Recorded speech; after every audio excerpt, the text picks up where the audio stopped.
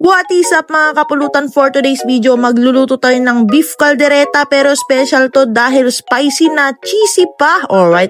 Ready mo na yung kanin mo dahil siguradong matakatakam ka pag tinapos mo ang video na to. Una sa lahat, first of all, gagamit tayo ng Uncle Tom cooking oil at ilalagay sa ating pan. Kapag mainit na yung mantika, ipiprito na muna natin yung patatas and carrots. Sabi nila mas matagal daw kasing mapanis ang food kapag piniprito ang gulay. Tama ba yun mga kapulutan? Pag mali, edi wrong ako. Alright. Then sa same pan, nag-add lang tayo ng butter, igigisa yung bawang pamatay aswang at sibuyas na pampaimas. Pinagsabay ko na pero dapat ikaw yung inuna niya. Aray ko. Then mag-add din tayo dyan ng tomato paste. Isasama na natin sa gisa para magkulay na rin yung ating karne mamaya. At kapag nalusaw na siya sa ating butter, ilalagay na rin natin ang ating beef spare ribs. Pwede naman yung laman lang pero trip ko yung may buto-buto ngayon eh. Igigisa natin sa black pepper at Uncle Tom special patis. At bago ko makalimutan, nagdagdag din tayo ng 3 pirasong daon ng laurel. Saka natin hahaluin ng may kasamang pagmamahal. Alright. Napakagandang quality ng meat yung binigay sa atin mga kapulutan. Hindi siya masyadong mabuto kaya marami ka pa rin makakain na karne. Minsan kasi panay buto, wala ka nang nakakain. Kaya mas okay yung ganito. Alright.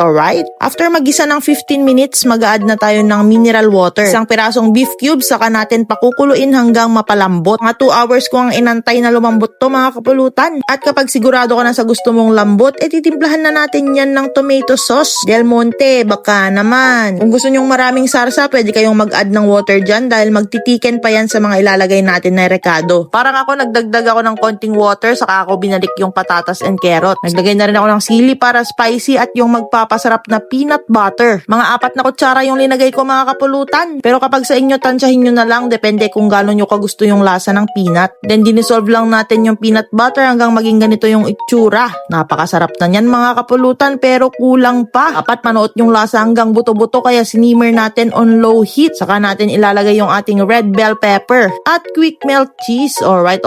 Para extra cheesy, nagdagdag din ako ng parmesan cheese. Grabe na yan kapulutan. Sigurado pag ganito ang ulam, taob ang isang kalderong kanin mo. At kapag ganito ang pulutan, baka magpalabas ng kanin yung kainuman mo. Habang ini-edit ko na naman to, takam na naman ako. Inantay lang natin mag-melt yung cheese, saka ako tinurn off yung heat. At sheesh, meron na tayong napakasarap na spicy, cheesy beef caldereta. Kaya ano pang nihintay mo pulutan ng ina mo, tikman mo na. Kumuha ko ng karne, patatas, and carrot. Sa sobrang lambot, kahit yung lolo mong walang ngipin, kaya tong kainin. Nanuot talaga yung lasa sa loob mga kapulutan. Mas masarap na naman sana to mga kapulutan kung may liver spread pero yun yung nakalimutan kong bilhin. Pero okay lang, napaka-rich pa rin ng flavor niya. Lalasan mo yung konting spiciness, very nutty, slightly sweet and creamy. Napaka-tender din nung meat. Napaka-solid at napakasarap na pulutan na naman to. Wala na naman akong masabi kundi alright.